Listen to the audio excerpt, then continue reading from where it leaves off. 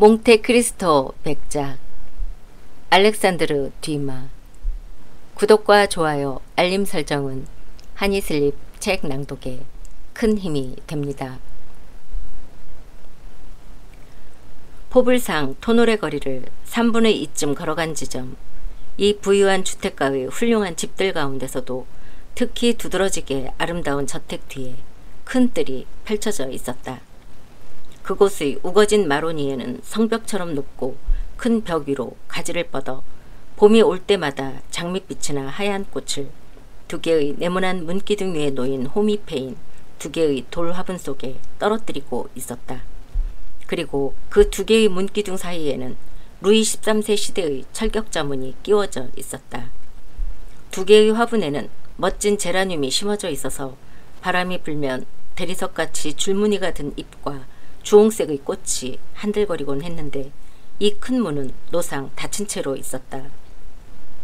이 저택의 소유자는 벌써 오래전부터 저택의 건물과 한 길을 향하여 심어진 나무가 있는 앞들, 그리고 이 철격자 문으로 닫혀져 있는 뜰만을 자기들의 주거로 삼고 있었다.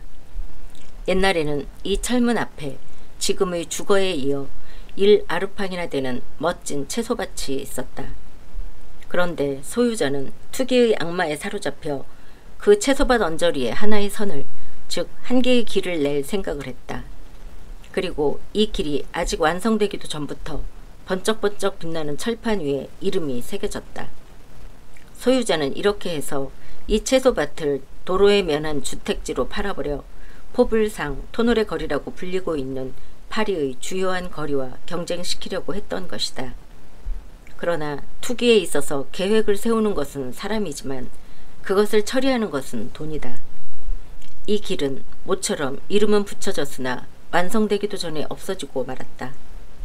채소밭을 산 사람은 대금을 완전히 치른 다음 전매를 하려고 했으나 생각했던 만큼의 값을 받을 수 없었다. 그래서 시간이 지나면 값이 올라서 지금까지의 손실이나 재워둔 자본의 원금도 되찾을 수 있을 것으로 생각하고 그때까지는 이 땅을 야채업자에게 1년에 500프랑씩 받고 임대하기로 했다. 연 500프랑이라면 5부의 투자이다. 돈을 5할로 빌려주고도 이윤이 좋지 않다고 말하는 사람이 많은 요즘 세상에서는 이것은 좋은 장사는 아니었다. 그러나 방금 얘기한 것처럼 전에 채소밭 쪽을 향하고 있던 뜰의 철격자 문은 닫혀있는 채여서 경첩이 받침새도 녹이 슬어 있었다. 그것뿐이 아니었다. 버릇없는 야채업자들이 그 야비한 눈으로 귀족적인 땅의 내부를 더럽히지 못하게 하려고 철격자에 높이 2미터의 판자를 덧달았다. 물론 판자는 반듯하게 악유가 맞지 않았으므로 그 틈새를 통해 안을 들여다볼 수는 있었다.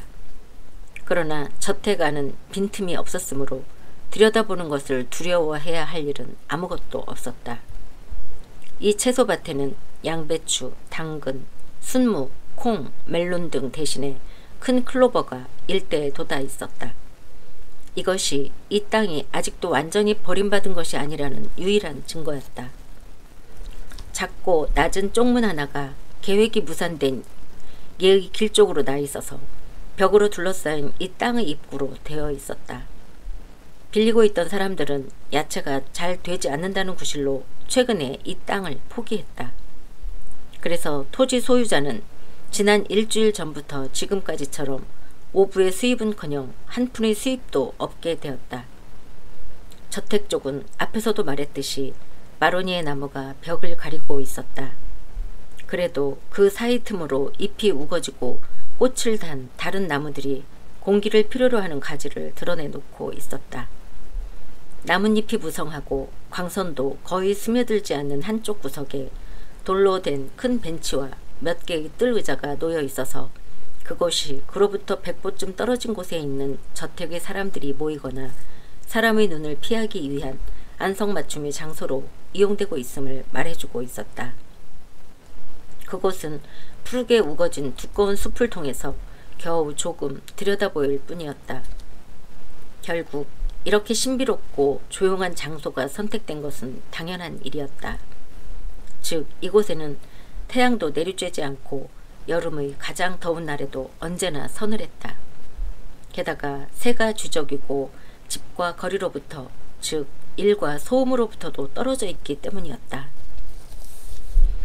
봄이 파리 사람들에게 은혜를 베풀어 주었다고나 할 어느 따뜻한 날 저녁이었다. 이 돌벤치 위에 한 권의 책과 한 개의 양산, 한 개의 자수 바구니와 갓 자수를 시작한 한 장의 마직 손수건이 놓여 있었다.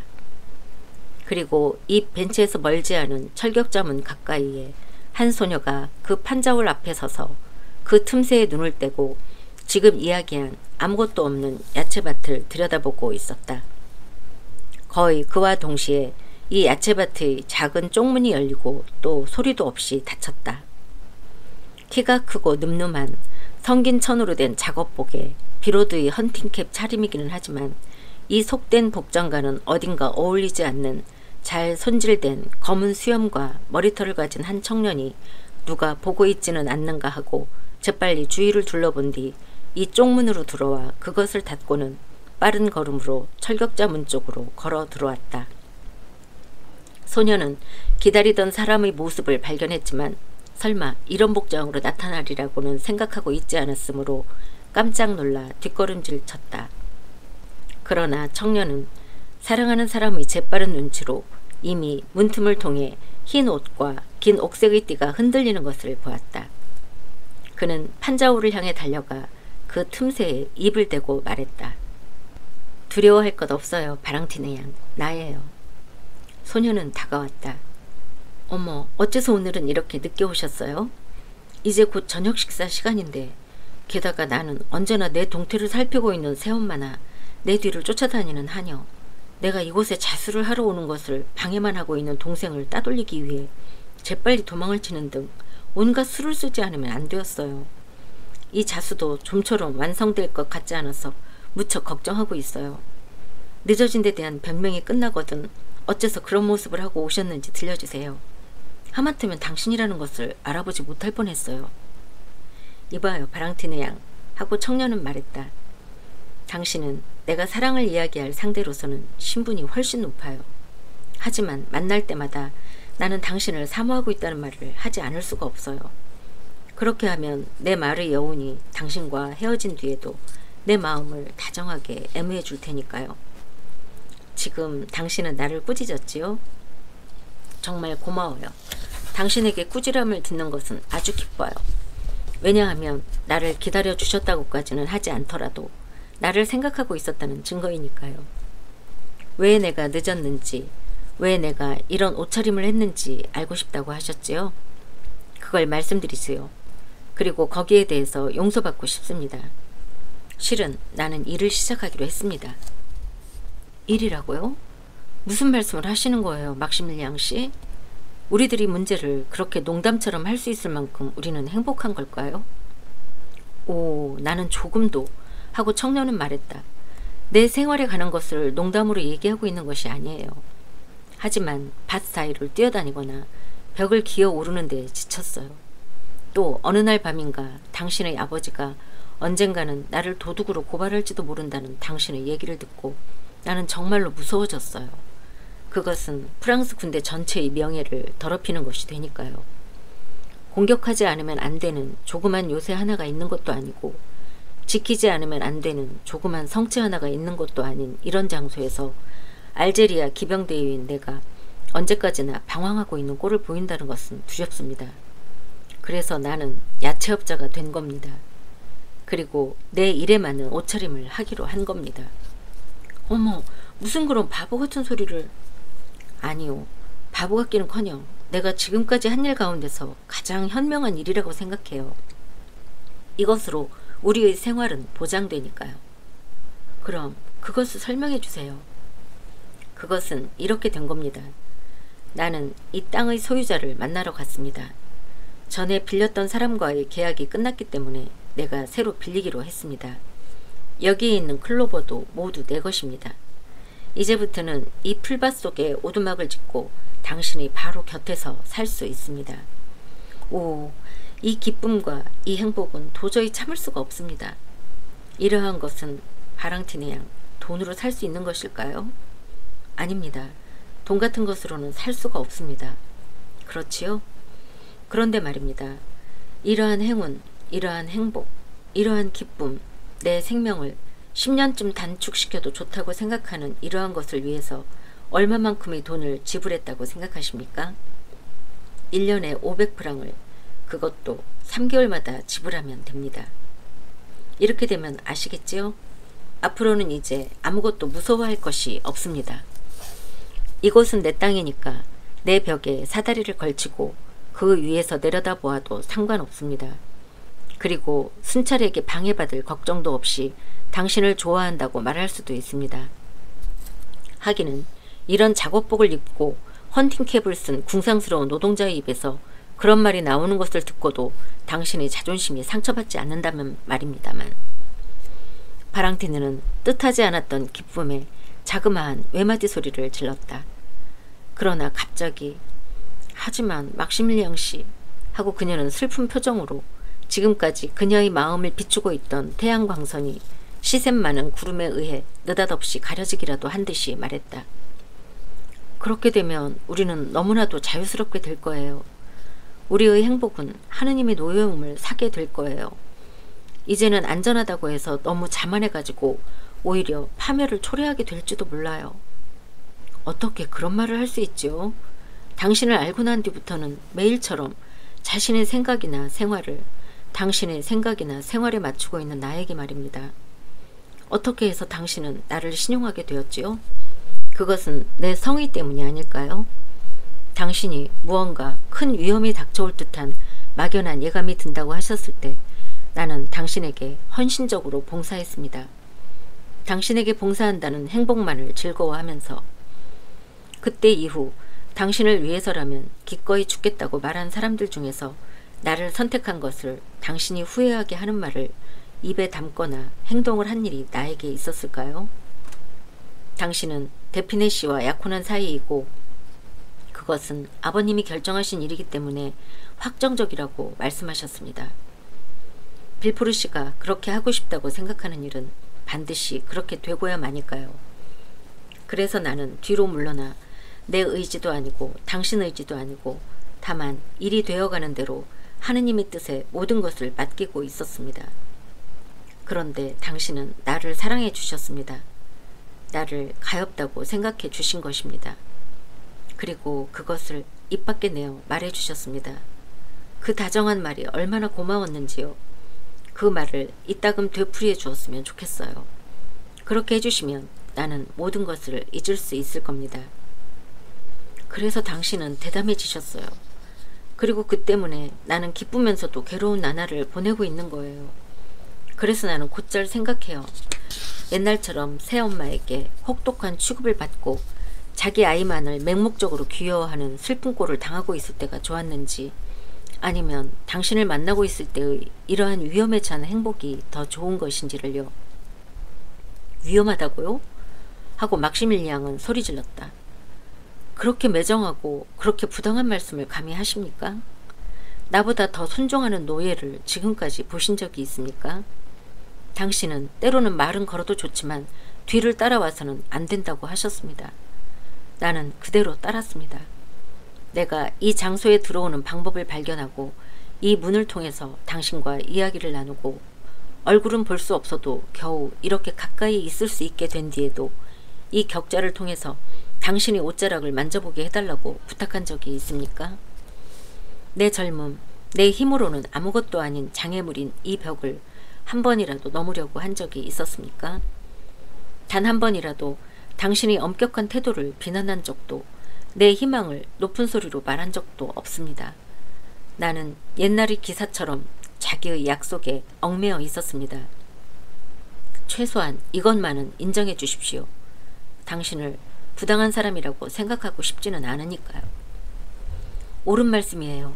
하고 바랑티느는 판자의 틈새로 가느다란 손가락을 내밀면서 말했다. 막시밀리앙은 그 위에 입술을 대었다. 옳은 말씀이에요. 당신은 정말 성실한 친구예요. 하지만 막시밀리앙 씨, 결국 그것은 당신이 자기 자신을 생각해서 그렇게 행동하신 거예요. 만약 노예가 이것저것 여러 가지를 요구하면 모든 것을 잃고 만다는 것을 잘 알고 계셨기 때문이에요. 당신은 나를 오빠와 같은 마음으로 사랑해 주시겠다고 약속했어요. 나에게는 친구도 없어요. 아버지로부터는 잊혀지고 새엄마로부터는 시달림을 당하고 위로해주는 사람이라고는 몸을 움직일 수도 없고 말도 못하는 채 얼음처럼 싸늘해져 있는 할아버지밖에는 없어요. 할아버지는 그 손으로 내 손을 잡아주시지도 못하고 그 눈만이 나에게 말할 수 있습니다. 그리고 그 심장은 조금 남아있는 열로 아마도 나를 위해서 고동치고 있을 겁니다. 아, 운명은 나를 농락하면서 기뻐하고 있는 겁니다. 운명은 나를 나보다 강한 것의 적으로 만들고 그 제물로 삼고 있습니다. 그리고 나를 편들어주는 것, 내 친구로서는 성장이나 다름없는 할아버지밖에는 주시지 않는 겁니다. 아, 막시밀리앙 씨, 거듭 말씀드리겠어요. 나는 정말로 불행한 사람이에요. 그래서 당신에게 부탁드리고 싶은 것은 당신 자신을 위해서가 아니라 나를 위해서, 나를 사랑해달라는 것이에요. 바랑티느 양, 하고 청년은 깊은 감동을 느끼면서 말했다. 나는 이 세상에서 당신만을 사랑한다고는 말하지 않겠어요. 왜냐하면 누이 동생도 매제도 사랑하고 있기 때문이에요. 하지만 그것은 조용하고 차분한 사랑으로서 당신에 대해서 품고 있는 감정과는 전혀 다른 것이에요. 당신을 생각할 때면 피가 끓어오르고 가슴이 부풀고 심장이 벅차오릅니다. 그러나 이 힘, 이 정열, 이 초인적인 정력을 당신이 당신 자신을 위해서 써달라고 하실 때까지는 다만 당신을 사랑하는 데에만 사용할 생각입니다. 데피네가의 프랑치군은 아직도 1년 동안은 돌아오지 않는다지요? 그 1년 동안에 우리에게는 유리한 기회도 많이 있을 테지요. 여러 가지 사건이 우리를 도와줄 수도 있을 거고요. 그러니까 항상 희망을 가집시다. 희망을 가진다는 것은 아주 즐겁고 좋은 일입니다. 그런데 바랑티느 양, 당신은 내 이기주의를 비난하셨지요? 하지만 지금까지 당신은 나에게 어떤 사람이었을까요?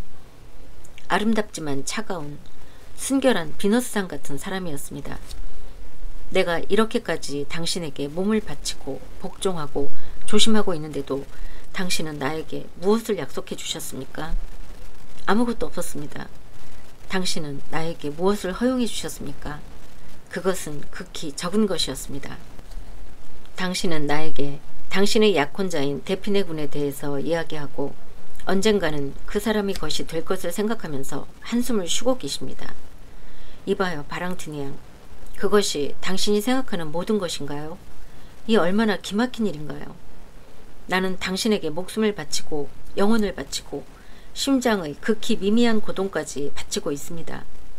내가 모든 것을 당신에게 바치고 당신을 잃어버리는 날엔 나도 죽고 말리라고까지 생각하고 있는데 당신은 자기가 다른 사람의 것이 된다는 것을 생각하면서도 조금도 무섭다는 생각조차 하지 않고 있으니 오, 바랑티느 양, 바랑티느 양, 만일 내가 당신이고 그리고 당신이 내 사랑을 받고 있는 것이 분명한 것처럼 자신이 사랑받고 있다는 것을 알았다면 지금까지 벌써 이따금 이 격자의 틈새로 손을 내밀고 불쌍한 막시밀리앙의 손을 잡아주며 이렇게 말했을 것입니다.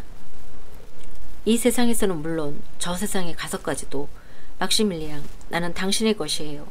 당신 한 사람의 것이에요. 라고. 바랑티느는 아무런 대답도 하지 않았다. 그러나 청년의 귀에는 그녀가 한숨 쉬며 울고 있는 소리가 들려왔다. 그래서 막시밀리앙은 곧 생각을 달리했다. 오, 하고 그는 소리질렀다. 바랑티느 양, 바랑티느 양, 지금 내가 한 말은 잊어주세요. 만일 당신의 기분에 거슬리는 것이 있었다면 말입니다. 아니에요, 하고 바랑티느는 말했다. 당신 말씀이 옳아요. 하지만 나는 아시다시피 거의 타인들만이 사는 집안의 버림받은 여자예요. 아버지만 해도 거의 타인이니까요. 10년 동안이나 매일같이, 아니 시시각각으로 내 마음은 내 위로 덮쳐오는 사람들이 무쇠 같은 마음 때문에 완전히 녹초가 되고 말았어요. 아무도 내가 괴로워하고 있는 것을 알아주는 사람은 없어요. 그리고 나는 그것을 당신에게 밖에는 고백한 적이 없어요. 겉으로 보기에는 세상 사람들이 볼 때는 집안 사람들이 모두 나에게 친절하고 애정을 쏟고 있는 것처럼 보일 거예요. 하지만 사실은 모두가 적이에요. 세상 사람들은 이렇게 말하고 있어요. 빌포르 씨는 저렇게 성실하고 엄격한 분이니까 따님에게 다정하게 해줄 수 없을는지도 모르지. 하지만 빌포르 부인이 어머니로서 사랑해 주시니까 정말 행복한 아가씨야 하고요. 하지만 이것은 세상 사람들의 착각이에요. 아버지는 나에게 무관심해서 나를 거의 방치하고 있고 새엄마는 앙심을 품고 나를 미워하고 있어요.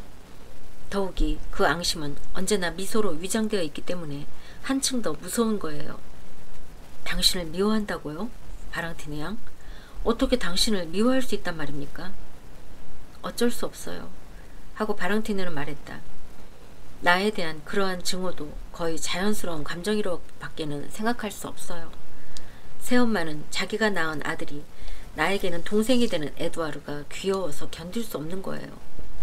그래서요?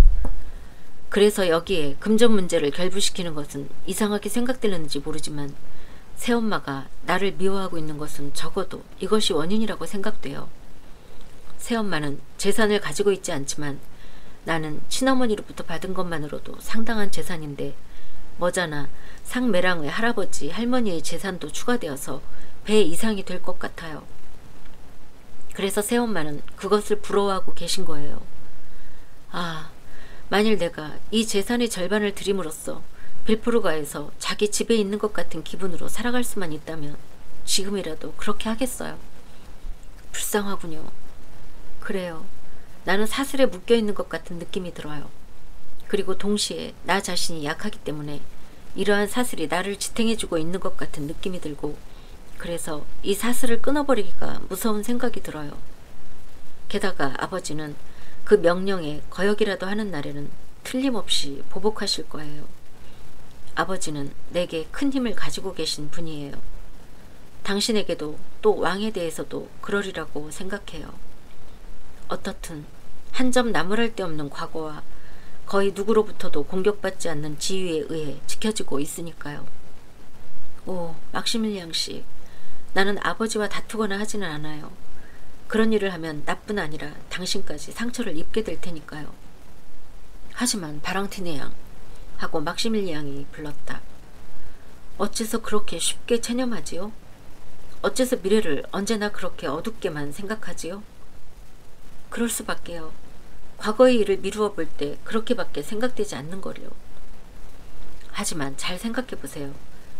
귀족이라는 입장에서 본다면 나는 당신의 훌륭한 상대가 아닐는지도 모르지만 그러나 많은 점에서 당신이 생활하고 계시는 사회와도 연관을 가지고 있어요. 프랑스에 두 개의 프랑스가 있다던 시대는 이미 지나갔습니다. 왕정시대의 고귀한 가문도 지금은 제정시대의 가문에 용해되어 있습니다. 창칼의 귀족사회는 대포의 귀족사회와 일체가 되었습니다. 그런데 나는 후자에 속하고 있는 셈입니다. 나는 군대에서 훌륭한 장래가 보장되고 있습니다. 또 대단한 액수는 아니라고 하더라도 나 자신이 마음대로 쓸 수 있는 재산이 있습니다. 게다가 내 아버지는 우리 고향에서는 가장 정직한 상인으로서 모든 사람에게 기억되고 아직도 존경받고 있습니다. 바랑티네 양, 나는 지금 우리의 고향이라고 했지요? 그건 당신도 마르세유 사람이라고 해도 무방하기 때문이에요. 막시밀리앙 씨, 마르세유 이야기는 하지 말아주세요. 마르세유라는 말만 들어도 그 다정한 어머니 생각이 나니까요. 모든 사람이 애석하게 여긴 그 천사와 같던 어머니 말이에요. 이 세상에 살아계시던 짧은 생애 동안에 딸을 여러 가지로 보살펴 주시고 천국으로 영원히 가신 뒤에도 여전히 딸을 지켜주고 계실 어머니. 오, 어머니만 살아계시다면 막시밀리앙 씨, 무서운 것은 아무것도 없을 텐데 말입니다. 당신을 사랑하고 있다고 나는 어머니에게 말씀드렸을 것입니다. 그러면 어머니는 틀림없이 우리를 지켜주셨을 거예요. 아, 바랑티네 양 하고 막시밀리앙은 말했다. 만일 어머니가 살아계셨다면 아마도 나는 당신을 알 수 없었을 것입니다. 왜냐하면 언젠가도 말씀하신 대로 어머니가 살아계시다면 당신은 행복했을 것이고 행복한 바랑티네는 나 같은 것을 멀리 내려다 보았을 테니까요. 어머 어쩜 하고 바랑티네는 소리 질렀다. 이번에는 당신이 이상한 말씀을 하시는군요. 그런데 참 한 가지 묻고 싶은 게 있어요. 무슨 일인데요? 하고 막시밀리앙은 바랑티느가 머뭇거리고 있는 것을 보고 말했다. 저 하고 소녀는 계속했다. 옛날 마르세유에서 당신 아버님과 우리 아버지 사이에 뭔가 마음 상하는 문제가 있었나요? 모르겠는걸요? 하고 막시밀리앙은 대답했다. 다만 당신 아버님은 아주 열렬한 왕당파였고 우리 아버지가 보나파르트파였던 일은 있지만요. 두 사람 사이에 뭔가 어색한 일이 있었다고 한다면 아마 그 정도의 일일 것입니다. 하지만 어째서 그런 것을 묻지요? 그렇다면 하고 소녀는 계속했다. 모든 것을 아시는 것이 좋을 것 같아서 말씀드리겠어요. 그것은 당신이 레종 도네르 훈장을 받은 사실이 신문에 난 바로 그 날의 일이었어요. 우리는 모두 할아버지의 방에 있었어요. 우리들 외에 당그랄 씨도 계셨어요. 아시겠지요? 엊그제 그분의 말 때문에 새엄마와 동생이 하마터면 목숨을 잃을 뻔한 그 은행가 말이에요.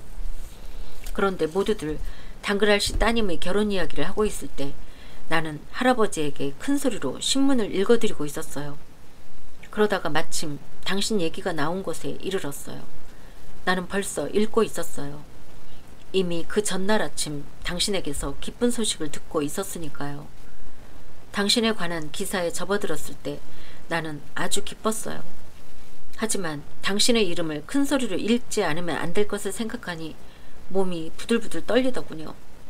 내가 그 기사를 건너뛴다고 해서 이상하게 생각할 사람이 아무도 없었다면 아마 그렇게 했을 거예요. 그래서 나는 용기를 내어서 읽었어요. 바랑티네 양. 그런데 당신의 이름을 읽었더니 불쑥 아버지가 이쪽을 돌아보았어요. 지금 생각하면 나는 정말로 바보예요. 나는 이 이름을 들으면 모두들 벼락이라도 맞은 듯이 깜짝 놀라리라고 믿고 있었기 때문에 아버지도 놀라신 것이라고 생각했어요. 그리고 또 이것은 확실히 나의 착각이었지만 당그랄 씨도 깜짝 놀라신 것이라고 생각했어요. 모렐? 하고 아버지는 말했습니다. 가만히 있자. 그렇게 말하고 아버지는 미간을 찌푸렸습니다. 그 사람은 마르세유의 모렐가의 사람 아닐까? 그 일가는 거의 광적인 보나파르트파여서 1815년엔 우리를 무척이나 애먹였지. 그렇습니다. 하고 당그랄 씨가 말했습니다. 그놈은 틀림없이 옛날에 선주였던 그의 아들이라고 생각합니다만 하고요. 과연 하고 막시밀리앙은 말했다. 그래서 아버님은 뭐라고 대답하시던가요? 바랑티네 양. 오, 무서운 말씀을 하셨어요. 하지만 도저히 말씀드릴 수가 없어요. 괜찮아요. 얘기해보세요. 하고 막시밀리앙은 미소를 지으면서 말했다. 아버지는 미간을 찌푸리면서 말했어요. 그들의 황제는 그런 미추광이들을 각각 적당한 장소에 배치하는 법을 알고 있었어. 황제는 그들을 대포밥이라고 부르고 있었지. 과연 이렇게 적절한 이름은 없어. 이번에 새 정부도 이러한 유효한 방침을 채용하고 있는데 이것은 아주 반가운 일이야. 알제리아 점령도 이 방침에 따라서 한 것이라면 정부에 경의를 표해야 마땅하지. 약간 비싼 대가를 치르기는 했지만 말이야 하고요. 꽤 난폭한 정책이군요. 하고 막시밀리앙은 말했다. 하지만 아버님이 그렇게 말씀하셨다고 해서 얼굴을 붉힐 것은 없어요. 내 아버지도 그러한 점에서는 당신 아버님에게 뒤지지 않았으니까요. 아버지는 노상 이런 얘기를 하시곤 했지요. 황제는 여러 가지 훌륭한 일을 하셨는데 어째서 재판관이나 변호사들로 한 연대를 만들어서 제1선에 보내지 않을까 하고 말입니다. 보시다시피 표현의 그럴듯함이나 생각이 천박함은 피장파장이에요. 그래, 아버님의 말씀에 대해 당그랄 씨는 뭐라고 하던가요? 오, 그 사람은 특유의 음험하고 그야말로 잔인한 웃음을 웃었습니다. 그리고 두 사람은 곧 일어나서 나갔습니다. 다만 나는 그때 할아버지가 무척 초조해하고 계시다는 것을 깨달았습니다. 막시밀리앙 씨, 말씀드리지 않으면 안 되겠지만 중풍에 시달리는 할아버지의 안타까운 마음을 헤아리는 사람은 나밖에 없어요. 그래서 할아버지 앞에서 태연하게 오고 간 이러한 대화가 실상 모두들 이제는 불쌍한 할아버지에 대해서는 신경조차 쓰고 있지 않아요. 할아버지의 마음을 몹시 동요시킨 것이 아닐까 하고 희미하게 느끼고 있었어요. 왜냐하면 열광적인 황제 지지자였던 것 같은 할아버지 앞에서 그런 혹독한 험담을 늘어놓았으니까요. 사실 그래요. 하고 막시밀리앙은 말했다. 제정시대에는 매우 유명한 분이었으니까요. 할아버지는 원로원 의원이었지요. 그리고 당신은 아시는지 어떤지 모르지만 왕정 복고 시대에 일어난 보나파르트파의 음모에는 대개의 경우 관계하고 계셨지요. 그래요. 나도 때때로 그런 소문이 나도는 것을 듣곤 했어요. 나에게는 어쩐지 이상하게 생각되었어요. 할아버지는 보나파르트파이고 아버지는 왕당파이니까요. 하지만 결국 어쩌는 수 없었지요. 그래서 나는 할아버지에게로 갔어요. 할아버지는 신문을 눈으로 가리키셨어요. 어떻게 되신 거예요, 할아버지? 할아버지는 기뻐하고 계세요? 하고 나는 물었지요. 할아버지는 그렇다는 뜻으로 고개를 끄덕거리셨습니다. 아버지가 하신 말씀 말이에요? 하고 나는 물었습니다. 할아버지는 아니라는 신호를 하셨습니다. 당그랄 씨가 하신 말씀 말이에요? 하고 물었습니다. 할아버지는 역시 아니라는 신호를 하셨습니다. 그럼 모렐 씨가 레종 도네르 훈장을 타신 일 말인가요? 하고 물었습니다. 나로서는 막시밀리앙 씨라고는 말할 수 없었어요. 그러자 할아버지는 그렇다는 신용을 하셨습니다. 믿어주시겠어요, 막시밀리앙 씨? 당신을 모르시는 할아버지가 당신이 레종 도네르 훈장을 타신 것을 기뻐하고 계셔요. 아마 머리가 어떻게 되신 거라고 생각해요. 나이가 들면 어린애로 돌아간다고 하니까요. 하지만 그렇다고 말씀하셨기 때문에 할아버지가 아주 좋아졌어요. 이상한 일도 다 있군. 하고 막시밀리앙은 생각하고 있는 것을 입 밖에 내어 말했다. 당신 아버지는 나를 싫어하고 있소. 그런데 할아버지는 반대로. 당파에 대한 사람들이 견해란 정말 기괴한 것이로군. 쉿! 하고 갑자기 바랑티느가 말했다. 숨으세요. 도망치세요. 누가 오고 있어요. 막시밀리앙은 급히 가래를 쥐고 클로버를 난폭하게 파일구기 시작했다. 아씨! 아씨! 하고 나무숲 저편에서 목소리 하나가 바랑티느 양을 부르고 있었다. 마님이 찾고 계세요. 부르고 계세요. 객실에 손님이 찾아오셨어요. 손님이? 하고 바랑티느는 완전히 허둥대면서 말했다. 누구신데? 훌륭한 분이에요. 귀족분이세요. 몽테크리스토 백작이라고 하신 것 같아요. 지금 갈게요. 하고 바랑티느는 높은 목소리로 대답했다. 이 이름을 듣고 철격자문의 반대쪽에 있는 청년은 불현듯 몸을 떨었다. 바랑티느의 지금 갈게요 라는 말은 헤어질 때의 신호처럼 되어있는 말이었다. 그런데 하고 막시밀리앙은 가래에 기대어 생각에 잠기면서 가슴속에서 말했다. 어떻게 몽테크리스토 백작은 빌포르 씨를 알고 있을까? 검찰총장의 방문에 대한 답례로 빌포르 부인을 찾아온 사람은 틀림없는 몽테크리스토 백작이었다. 그리고 그 이름을 듣자 당연한 일이지만 온 저택안이 술렁이기 시작했다. 백작의 내방이 알려졌을 때 빌포르 부인은 객실에 있었는데 곧 아들을 부르러 보냈다. 백작에 대한 인사를 아들에게 되풀이하게 하려는 생각에서였다. 지난 이틀간 이 훌륭한 사람에 대한 소문을 끊임없이 들어온 에두아르는 어머니가 불러서도 백작에게 인사를 하기 위해서도 아닌 다만 호기심과 그리고 어떤 농담이 재료라도 발견하려는 기분으로 급히 달려왔다. 어머니는 아들이 농담을 들을 때마다 얘는 어쩔 수 없는 애로군. 하지만 관대하게 봐줘야지. 꽤 재치가 있는 애니까. 하고 말하곤 했다. 격식을 차린 인사가 끝나자 백작은 빌포르 씨에 대해 물었다. 그이는 사법장관의 만찬에 갔습니다. 하고 젊은 부인은 대답했다. 방금 전에 떠났습니다. 만나 뵙지 못한 것을 아마 아쉬워하실 것입니다. 백작보다 먼저 객실에 와있던 두 사람의 손님은 백작의 모습을 말똥말똥 쳐다보고 있었으나 예의에 벗어나지 않고 게다가 호기심을 만족시킬 만한 시간을 보내고서 돌아가 버렸다. 그런데 네 누나 바랑티는 어떻게 된 거냐? 하고 빌포르 부인이 에두아르에게 말했다. 백장님에게 소개하고 싶으니까 불러오라고 일러라. 따님이 있습니까? 하고 백작이 물었다. 아직 어리겠군요. 남편의 딸이에요. 하고 젊은 부인은 대답했다. 첫 결혼 때 낳은 딸이지요. 크고 아름다운 아가씨예요. 하지만 우울해. 하고 에두아르가 끼어들었다. 그는 금빛 햇대이 위에 앉은 멋진 앵무새의 꽁지털을 모자의 장식으로 하려고 잡아 뺐다. 앵무새는 비명을 질렀다. 잠자코 있거라 에두아르. 하고 부인은 말했다. 그런 다음 다음과 같이 덧붙였다. 이 경솔한 애가 하는 말도 어느 정도는 맞는 얘기랍니다. 내가 걱정이 되어서 하는 말을 늘 듣고 있어서 그것을 되풀이한 것입니다.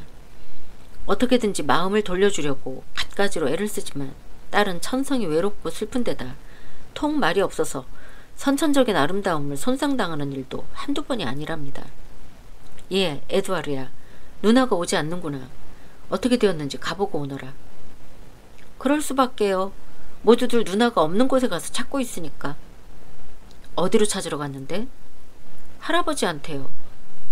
그럼 누나는 거기에 있는 게 아니라는 거니? 없어. 그런 곳에 있을 턱이 없어.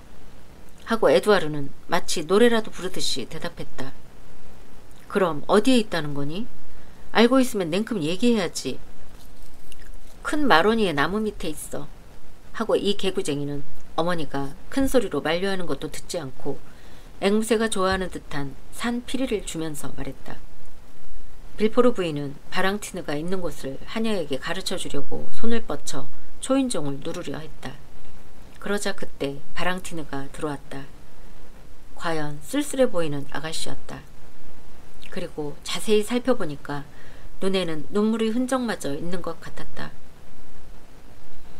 이야기를 서두르느라고 이 아가씨에 대해 자세히 설명도 하지 않고 독자 제군에게 소개하고 말았지만 바랑티느는 올해 19살이 되는 키가 늘씬하게 큰 아가씨로서 머리카락은 밝은 밤색, 눈은 짙은 하늘빛, 거동은 어딘가 울적해 보이고 그녀 어머니의 특징인 뭐라 말할 수 없는 고상한 품위를 갖추고 있었다. 희고 가느다란 손, 진주모 빛깔의 목, 이따금 희미하게 붉어지는 뺨 따위는 얼핏 보기만 해도 시인이 물에 제 모습을 비치고 있는 백조에 비유한 아름다운 영국 부인을 연상케 했다. 그 바랑티느가 들어왔다. 그리고 새 어머니 옆에 지금까지 이미 소문으로 들은 적이 있는 외국인을 보고 아가씨다운 교태도 보이지 않고 그렇다고 눈을 내리깔지도 않고 얌전하게 인사했다. 그것이 한층 더 백작의 주의를 끌었다. 백작은 일어섰다. 얘가 빌포르의 딸, 그리고 내 의붓 딸이에요. 하고 부인은 소파에 앉은 채 몸을 숙이고 바랑티느를 손으로 가리키면서 몽테크리스토에게 말했다. 그리고 이쪽은 몽테크리스토 백장님, 중국의 황제, 코친 중국의 황제이십니다. 하고 능청맞은 소년이 누나 쪽으로 장난스러운 시선을 던지면서 말했다. 이번에야말로 빌포르 부인도 파랗게 질려가지고 에두아르라는 집안의 장난꾸러기 아들에게 화를 내려고 했다. 그러나 백작은 반대로 미소를 띠고 이 어린이를 흥미있는 듯이 바라보고 있었다. 이것이 어머니의 기쁨과 감격을 최고점에까지 끌어올렸다. 그러나 부인, 하고 몽테크리스토 백작은 이야기를 다시 원점으로 되돌리며 빌포르 부인과 바랑티느를 번갈아 바라보면서 말했다. 지금까지 어딘가에서 부인과 따님을 만나뵌 일이 없었던가요? 아까도 그것을 생각하고 있었습니다만, 그리고 따님이 들어오시는 것을 보았을 때 내 희미한 기억 위에 한 줄기 빛이 스며드는 것을 느꼈습니다만, 이런 얘기를 하는 것을 용서하십시오. 그런 일은 없었으리라고 생각합니다만, 딸아이는 사교계는 별로 좋아하지 않고 저희들도 어쩌다 한 번씩 외출하는 정도여서요. 하고 젊은 부인은 대답했다. 그렇습니다. 사교계가 아닙니다. 내가 따님이나 부인, 그리고 이 귀여운 개구쟁이를 만나뵌 것은, 게다가 나도 파리의 사교계는 전혀 모릅니다. 이미 말씀드린 것으로 압니다만 내가 파리에 온 것은 바로 며칠 전의 일이니까요. 아니, 잠깐 생각을 더듬어 보게 해주세요. 조금만 기다려주세요. 백작은 생각을 정리하는 것처럼 손을 이마에 댔다. 아니, 그때는 집 밖이었습니다. 그것은 잘은 모르지만, 아니, 이 추억은 아름다운 태양과 무언가 종교상의 축제 같은 것과 결부되어 있는 것처럼 생각됩니다만, 따님은 손에 꽃을 들고 계셨습니다. 도련님은 뜰에서 아름다운 공작을 쫓아다니고 있었습니다. 그리고 부인은 포도시렁 아래에 계셨습니다. 부인, 내 회상을 도와주시지 않겠습니까? 내가 드린 말씀에서 무언가 생각나시는 것이 없습니까? 아니요, 아무것도. 하고 빌포르 부인은 대답했다. 하지만 어디에선가 뵌 적이 있었다면 백장님을 분명히 기억하고 있을 텐데요. 백장님은 혹시 이탈리아에서 저희를 보신 것이 아닐까요? 하고 바랑티느가 조심스럽게 말했다. 그래, 이탈리아에서. 그럴는지도 모르겠군. 하고 몽테크리스토가 말했다. 이탈리아를 여행하신 적이 있나요, 아가씨? 2년 전에 어머니와 함께 갔었습니다. 의사들이 제 가슴을 걱정하면서 나폴리의 공기를 호흡하도록 권고했기 때문에 저희들은 볼로냐, 페르지아, 로마를 지나갔습니다. 아, 그렇습니다, 아가씨. 하고 몽테크리스토는 간단한 이 한마디로 모든 추억이 분명히 되살아난 것처럼 큰 소리로 말했다. 페르지아였습니다. 성체제 날에 역의 여관뜰에서 우연히 부인과 아가씨 그리고 도련님과 함께 어울렸었지요. 그래요, 거기에서 여러분을 배웠어요. 페르지아의 일은 잘 기억하고 있습니다. 그리고 역의 여관, 또 지금 말씀하신 축제의 일도. 하고 빌포르 부인은 말했다. 하지만 아무리 추억을 더듬어도 부끄러울 만치 기억력이 둔하기 때문에 만나뵌 사실이 전혀 생각이 나지 않습니다만. 이상하군요. 저도 생각이 안 나요. 하고 바랑티느도 아름다운 눈으로 몽테크리스토를 쳐다보면서 말했다. 아니, 나는 기억하고 있어. 하고 에두아르가 말했다. 내가 기억을 도와드리지요. 하고 백작이 말했다. 그날은 타는 듯이 더운 날이었습니다. 당신들은 축제 때문에 오지 못하게 된 말을 기다리고 계셨습니다. 아가씨는 뜰 안쪽으로 가시고 도련님은 공작의 뒤를 쫓으며 어딘가로 사라졌습니다. 나 그 공작 붙잡았어요. 그렇지, 엄마? 하고 에두아르가 말했다. 나 꽁지털을 3개 뽑아주었어. 부인, 당신은 포도시렁 아래에 계셨습니다. 돌벤치에 앉아서 지금 말씀드린 것처럼 아가씨와 도련님이 어딘가로 가고 없는 동안 누군가와 오랫동안 이야기를 하고 계셨는데 기억이 안 나십니까? 아, 그래요. 하고 젊은 부인은 얼굴을 붉히면서 말했다. 생각이 나는군요. 긴 털 외투를 입은 사람과 아마 의사였다고 생각합니다만. 그렇습니다, 부인. 그 사나이가 바로 나였습니다. 반달쯤 전부터 그 여관에 묵고 있으면서 열병에 걸린 하인과 황달에 시달리는 주인을 고쳐주었습니다. 그 때문에 사람들은 모두 나를 대단한 명의인 것처럼 생각하고 있었습니다. 부인과 나는 오랫동안 여러 가지 이야기를 나누었습니다. 페르지노와 라파엘로에 대한 것, 풍속 습관에 대한 것, 복장에 대한 것, 또 저 유명한 아쿠아 토파나에 대한 것 등을 말입니다. 아마 그 독약에 대해서는 페르지아에서는 아직도 몇 사람만이 비밀스런 제조법을 알고 있을 뿐이라는 말씀을 드린 것으로 알고 있습니다만. 오, 그랬어요. 하고 빌포르 부인은 다급하게 말했다. 그리고 거기에는 어쩐지 불안해하는 모습이 엿보였다. 생각났어요. 부인이 그때 무슨 말씀을 하셨는지는 자세히 생각나지 않습니다만 하고 백작은 침착하게 이야기를 계속했다. 하지만 분명하게 기억나는 것은 다른 사람들과 마찬가지로 나를 의사인 줄만 아시고 아가씨의 건강에 대해 의논하신 사실입니다. 하지만 당신은 정말 의사이셨잖아요. 환자들을 거뜬히 치료하셨으니까요. 몰리에르나 보마르시였다면 결국 이렇게 대답했겠지요. 나는 의사가 아니었으므로 내가 환자를 고친 것이 아니라 환자 쪽에서 나아주었습니다. 라고 말입니다. 다만 화학과 자연과학에 대해서는 꽤 깊은 연구를 했다는 것만은 말씀드릴 수 있습니다. 물론 그것 역시 단지 아마추어로서이지만 말입니다. 아시겠습니까? 이때 시계가 6시를 쳤다. 어머, 6시네요. 하고 빌포르 부인이 말했다. 부인은 불안한 모습을 역력히 보였다. 바랑티는 할아버지의 식사 준비가 되었는지 어떤지 보고 오너라. 바랑티느는 일어섰다. 그리고 백작에게 가볍게 절을 하고는 아무 소리도 않고 방에서 나갔다. 오 부인, 내가 있기 때문에 따님을 시킨 것이 아닙니까? 하고 백작은 바랑티느가 나가버리자 말했다. 당치 않은 말씀이에요. 하고 젊은 부인은 얼른 부인했다. 마침 불쌍한 할아버지의 목숨을 지탱하고 있는 조촐한 식사를 시켜드릴 시간이기 때문이에요. 아시는지 모르겠습니다만 시아버님의 상태는 그야말로 가슴 아픈 지경이어서 말입니다. 그렇다고 하더군요. 빌포르 씨로부터 들었습니다. 중풍이라고 하신 것 같은데.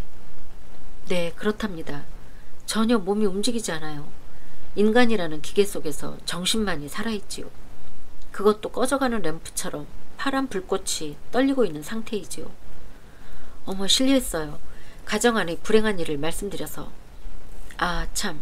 당신이 훌륭한 화학자라고 말씀하시던 중에 이야기가 옆길로 세워버렸군요. 아니, 나는 그런 얘기는 하지 않았어요.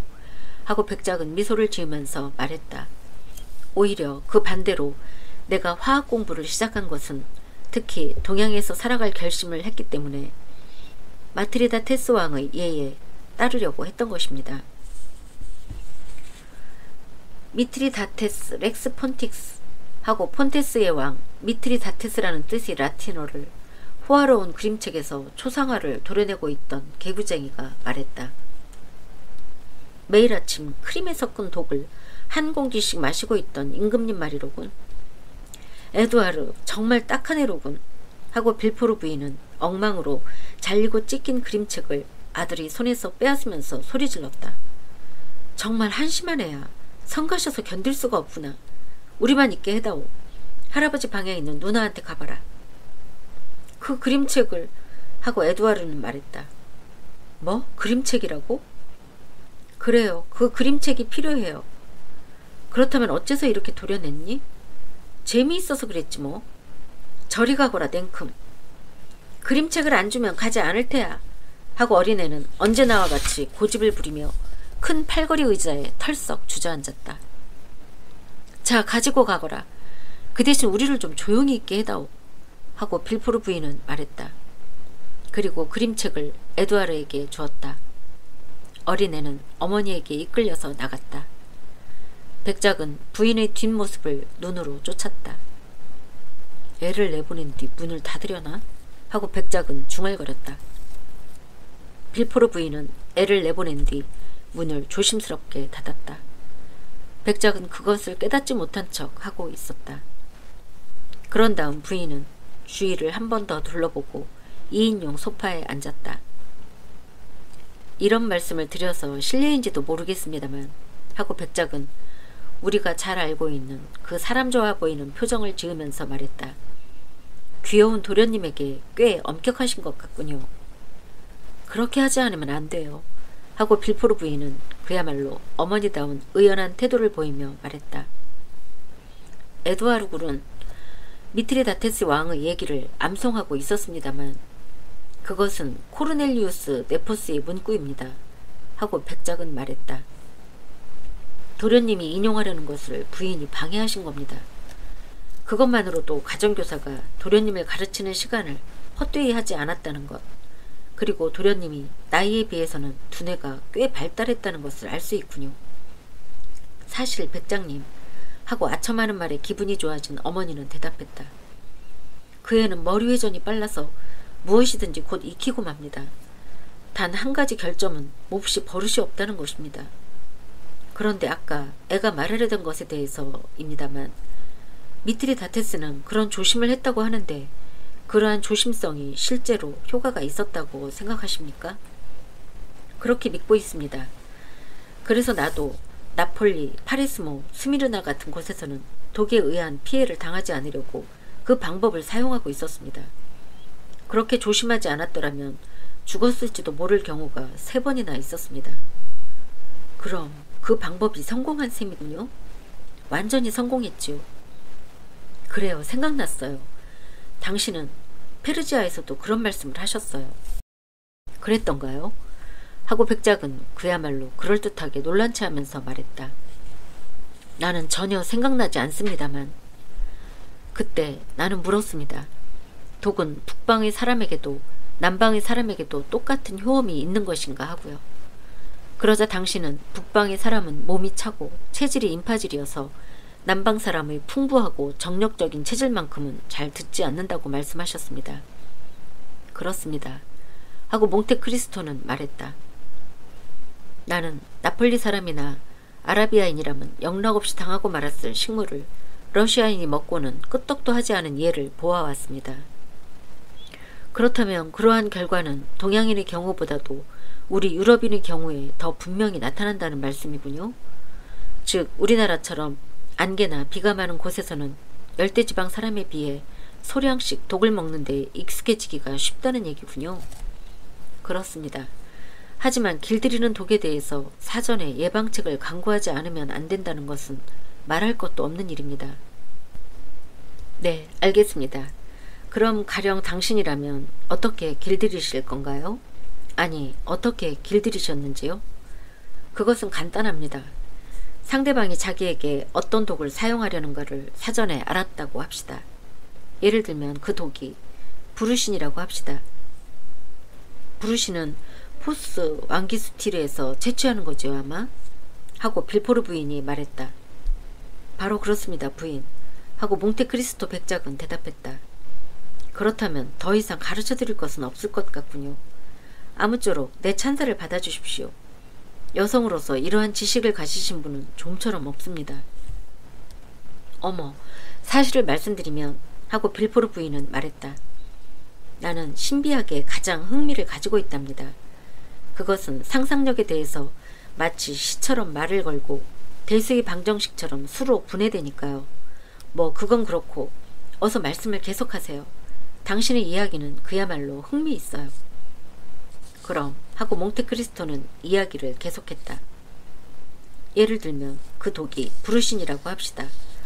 그리고 매일 1mg씩 먹으면 첫날에 1mg, 다음 날에는 2mg, 10일째에는 1cg 먹은 것이 됩니다. 다시 하루에 1mg을 늘리면 20일째에는 3cg 먹은 것이 됩니다. 즉, 이 분량은 부인에게는 아무런 해도 없지만 예방조치를 하지 않은 사람에게는 이미 매우 위험한 것입니다. 결국 1개월 뒤에는 같은 병의 물을 마시면서 당신과 함께 그 물을 마신 사람을 죽일 수 있다는 이야기입니다. 그리고 부인 쪽에서는 이 물 속에 뭔가 좋지 않은 것이 섞여 있었군 하는 정도의 불쾌감밖에 느끼지 않아도 되는 것입니다. 그것 외에 다른 해독법은 아시는 게 없나요?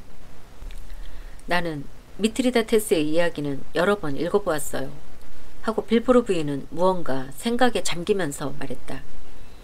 하지만 조작된 이야기라고 생각하고 있었어요. 그럴 리가 없습니다, 부인. 그것은 보통 역사 이야기와 달라서 사실 이야기입니다. 그런데 부인이 지금 말씀하신 것, 부인이 지금 물으신 것은 단순히 떠오른 생각이 아닌 것 같군요. 2년 전에도 똑같은 질문을 하셨으니까요. 그리고 벌써 오래전부터 미트리다테스의 이야기가 마음에 걸렸었다고 말씀하셨지요? 그래요. 내가 처녀 시절에 좋아한 학문은 식물학과 광물학이었어요. 그리고 그 뒤 꽃이 동양인의 연애 감정을 설명할 수 있듯이 약초의 사용법이 흔히 동양 민족의 역사나 개인의 생활을 설명할 수 있다는 것을 알고는 왜 사나이로 태어나서 프라멜이나 폰타나 또는 카바니스처럼 되지 않았을까 하고 못내 억울하게 생각했습니다. 그리고 부인, 하고 몽테크리스토는 말했다. 동양인은 미트리다테스처럼 독을 몸을 지키는 갑옷으로 여기는 것만으로는 만족하지 않고 상대방을 죽이는 빗으로도 삼고 있기 때문에 부인은 더더욱 남자가 아닌 것을 억울하게 생각한 것이 아닙니까? 과학은 그들이 손에 걸리면 단순히 방어의 무기가 될 뿐만 아니라 곧잘 공격의 무기가 됩니다. 즉, 어떤 인간은 자기의 육체적인 고통을 진정시키는 데 사용하지만 어떤 인간은 적을 쓰러뜨리기 위해서 사용합니다. 아편, 베라돈나, 포스 앙귀스티루, 독사나무, 라울로세라스 등으로서 자기들을 위협하는 적을 잠재웁니다. 당신들이 선량한 여성이라고 말하고 있는 이집트 여자, 터키 여자 또는 그리스 여자는 모두 의사를 깜짝 놀라게 할 만한 화학 지식을 가지고 있고 또 참의 청문승을 놀라게 할 만한 심리학 지식을 가지고 있습니다. 정말인가요? 하고 빌포르 부인은 말했다. 이러한 이야기를 듣고 부인의 눈은 이상스럽게 빛났다. 물론이지요, 부인. 하고 몽테크리스토는 이야기를 계속했다. 동양의 신비스러운 비극은 사랑을 깨어내는 식물에서부터 죽음을 가져다주는 식물까지 또 천국을 들여다보게 해주는 음료에서 사람을 지옥에 떨어뜨리는 음료에 이르기까지 그러한 여러 가지 것이 서로 얽히거나 풀어지거나 하는 것입니다. 인간의 육체적인 혹은 정신적인 성질 속에 여러 가지 변덕스럽고 이상한 것이 숨어 있듯이 그러한 약에도 온갖 종류의 미묘한 것이 있기 마련입니다. 다시 말하면 그러한 화학자의 기술은 사람을 사랑하고 싶다고 생각할 때 혹은 사람에게 복수하고 싶다고 생각할 때 묘약 또는 독약을 보기 좋게 안배할 수 있는 것입니다. 그렇다면 하고 젊은 부인은 말했다. 당신이 한때 생활하신 적이 있는 동양사회는 그 아름다운 나라에서 우리에게 전해져 온 동화와 마찬가지로 불가사의한 사회일까요? 그곳에서는 사람을 죽여도 처벌받지 않나요? 그렇다면 실제로 갈랑씨가 쓰고 있는 것 같은 바그다드나 바솔라 그대로일까요? 술탄이나 장관 같은 그러한 사회를 다스리고 있는 사람들, 즉 프랑스에서 말하는 정부를 구성하고 있는 사람들은 정말로 저 아루날 라시드나 자파르처럼 단지 독살자를 용서할 뿐만 아니라 그러한 범죄를 교묘히 해낸 자를 총리 대신으로 만들어주고 그 이야기를 금문자로 새겨서 심심풀이로 그것을 읽게도 하는 것일까요? 아닙니다, 부인. 그런 터무니없는 일은 이제는 동양에도 이미 없습니다. 동양에도 명칭이나 복장은 다르지만 경찰도 예심판사도 검사도 감정인도 있습니다. 교수형도 참수형도 있습니다. 찔러 죽이는 형벌도 있습니다. 그런데 범인들도 꽤 빈틈이 없어서 관리의 눈을 속여 감쪽같이 계획을 성공시킵니다. 우리나라에서는 증오와 탐욕의 악마에 사로잡혀서 적을 쓰러뜨리겠다거나 할아버지를 없애버리겠다고 생각한 어리석은 자는 약방에 가서 가명을 사용해 쥐가 시끄러워서 잠을 잘 수 없다는 등의 구실을 대고 비소를 5, 6g 사지요. 그런데 이것은 진짜 이름을 사용하는 것보다 더 탄론하기가 쉽습니다만 교활한 놈은 약방을 대여섯 군데나 돌지요. 그런데 이것은 자기의 얼굴을 대여섯 배나 더 팔고 다니는 꼴이 됩니다. 그렇게 해서 약이 준비되면 그는 적이나 할아버지에게 메머드나 마스토돈이라도 죽일 수 있을 만한 양의 비소를 먹입니다. 그리고 아주 어처구니 없는 이야기지만 독을 먹은 상대로 하여금 온 동리가 떠나갈 듯한 비명을 지르게 만듭니다. 그래서 순경이나 헌병이 우르르 몰려옵니다. 의사를 부르러 보냅니다. 의사는 죽은 사람이 배를 가르고 위와 장 속에서 비소를 숟가락으로 떠냅니다. 다음 날이면 벌써 많은 신문이 피해자, 가해자의 이름과 함께 사건을 대서특필합니다. 그러면 그날 저녁에는 벌써 약국 주인이, 그것도 몇몇 약국 주인이 출두해서 그 사람에게 비소를 판 사람은 접니다 하고 말하지요. 그들은 사간 사람이 누구인지 기억이 없다고는 말하지 않고 상대가 누구이든 이 사람이 틀림없다고 증언할 것입니다. 그래서 어리석은 자는 붙잡혀서 감옥에 갇히고 신문을 받고 대지를 당하고 판결을 받고 참수를 당합니다. 범인이 약간 신분이 높은 여자일 경우에는 종신형을 선고받습니다. 이것이 북방 사람들이 말하는 화학적인 지식입니다. 그런데 사실을 말씀드리면 대류 따위는 훨씬 더 능숙하게 해냈던 것입니다. 하지만 어쩌는 수 없어요 하고 젊은 부인은 웃으면서 말했다. 누구나 자기가 할 수 있는 일밖에는 할 수 없으니까요. 아무도 메디치가나 보르자가의 비밀을 알고 있는 것은 아니니까요. 그런데 부인 하고 백작은 어깨를 움츠리면서 말했다. 어째서 이런 서툰 짓을 하는지 그 이유를 말씀드릴까요? 프랑스의 연극에서는 물론 나는 상연되는 연극이 각본을 보고 판단하는 것이지만 병 속에 있는 것을 마시거나 반지, 보석을 깨물거나 하고는 몸을 빳빳이 경직시킨 채 죽어버립니다. 5분도 안 되어 막이 내리고 관객은 뿔뿔이 흩어지고 맙니다. 그래서 그 살인사건이 그 뒤 어떻게 되었는지 사람들은 모릅니다. 장식띠를 맨 경찰도 나오지 않고 4명의 부하를 대동한 헌병 하사도 나오지 않습니다. 그래서 많은 전응아들은 매사가 이렇게 순조로운 것이라고 생각하고 맙니다. 하지만 프랑스에서 조금이라도 벗어나서 알레포라든가 카이로 또는 그렇게 멀리까지 갈 것 없이 나폴리라든가 로마에라도 가보십시오. 거리에서 얼굴빛이 반들반들한 건강하고 자세가 똑바른 사람들이 걷고 있는 것을 보고 있는데 만일 절름발이 악마가 지나간다면 그는 당신에게 이렇게 속삭일 것입니다. 저 사나이는 3주일 전부터 자신도 모르게 독을 먹고 있어요. 아마 한 달쯤 뒤에는 완전히 죽고 말 것입니다. 라고 말입니다. 그렇다면 하고 빌포르 부인은 말했다.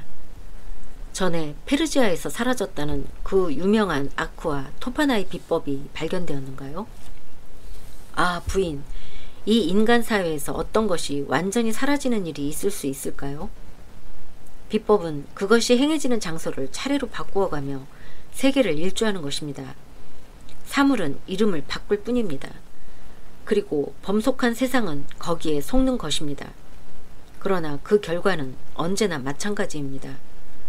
독은 신체 조직의, 특히 어딘가에 효험이 있는 법입니다. 가령 어떤 것은 위에, 어떤 것은 뇌에, 또 어떤 것은 장에 잘 듣습니다. 그런데 어떤 독이 기침을 일으켰다고 합시다. 이 기침은 폐렴이나 또는 과학서적에 씌어있는 어떤 다른 병을 일으킵니다. 그리고 이것이 완전히 목숨을 빼앗는 수가 있습니다. 설사 그것만으로는 목숨을 잃지 않는다고 하더라도 무식한 의사가 처방한 약 때문에 목숨을 잃는 수도 있습니다. 의사라는 것은 대개 화학에 대해서는 무식하니까요.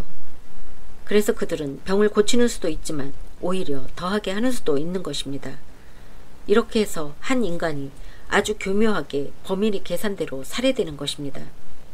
그리고 재판소는 아무런 단서도 찾지 못하는 것입니다.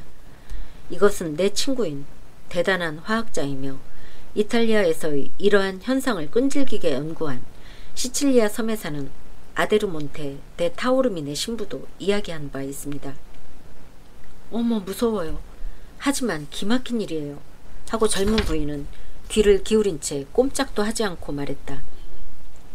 사실을 말씀드리면 나는 그러한 것은 모두 중세의 지어낸 얘기로만 생각하고 있었어요. 그래요. 그것은 어쩌면 그럴는지도 몰라요. 하지만 오늘날에는 더욱 완전한 것으로 되었어요. 시간이라든가 장녀라든가 상패 또는 훈장, 그리고 몽티용 상이라든가 하는 것은 사회를 보다 완전한 것으로 만들기 위한 것이 아니면 대체 무슨 소용이 있단 말입니까? 그런데 인간은 꼭 신처럼 스스로의 손으로 스스로를 창조하고 파괴할 수 있게 될 때에만 비로소 완전해지는 것입니다. 인간은 이미 인간을 파괴할 수 있게 되었습니다. 그러니까 완전에 도달하는 길의 절반까지는 이르른 셈입니다. 그렇다면 하고 빌포르 부인은 여전히 자기가 목적하는 방향으로 이야기를 되돌리면서 말했다. 요즘의 연극이나 소설에서 무턱대고 취급하고 있는 보르자가, 메디치가, 르네가, 루지에리가, 그리고 시대가 조금 내려와서는 트랭크 남작 등이 사용하고 있던 독약은 그것들은 모두 비술의 산물입니다. 정녕 그렇습니다. 하고 백작은 대답했다. 진짜 학자가 다만 평범하게 개인만을 대상으로 하고 있다고 생각하십니까? 그것은 아닙니다. 과학은 비약을 좋아합니다. 이렇게 말해도 괜찮다면 위험이 많은 일이나 변덕을 좋아합니다.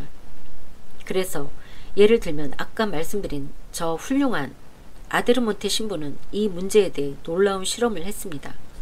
어머, 그렇습니다. 그 한 가지만을 말씀드리지요. 신부는 야채와 꽃, 그리고 과일 등으로 가득 찬 기막힌 정원을 가지고 있었습니다. 신부는 그러한 야채 속에서 극히 흔해 빠진 것, 예를 들면 양배추를 하나 골랐습니다. 그리고 사흘 동안 이 양배추에 비소 용액을 부었습니다. 사흘째에 양배추는 병이 들어서 노랗게 되었습니다. 그때 이것을 자르는 것입니다. 다른 사람들 눈에는 양배추는 완전히 자란 것처럼 보였고 겉모양에 이상은 없었습니다. 그러나 신부만은 이것이 독에 당한 것임을 알고 있었습니다. 신부는 그것을 집으로 가지고 와서 토끼 한 마리를 붙잡았습니다. 아데르몬테 신부는 야채나 꽃 그리고 과일에 못지않게 토끼나 고양이 그리고 모르모트도 수집하고 있었습니다. 신부는 붙잡은 그 토끼에게 얘의 양배추 잎 한 장을 먹였습니다. 그랬더니 토끼는 곧 죽을 것 같았습니다. 거기에 대해서 트집 잡는 예심 판사가 있을까요? 마장디 씨나 플루랑스 씨가 토끼나 모르모트 또는 고양이를 죽였다고 해서 고발하려고 한 검사가 있었을까요? 그런 판사나 검사는 없습니다. 이렇게 해서 토끼는 죽었습니다. 물론 재판소는 그런 일에는 관심조차 없습니다. 그런데 토끼가 죽자 신부는 요리하는 여자들에게 그 배를 가르게 하여 내장을 깔집 위에 던져 놓았습니다. 그 깔집 위에 한 마리의 암탉이 있어서 그 내장을 쪼아먹고 이번에는 그 암탉이 병에 걸려서 그 다음날 죽고 말았습니다.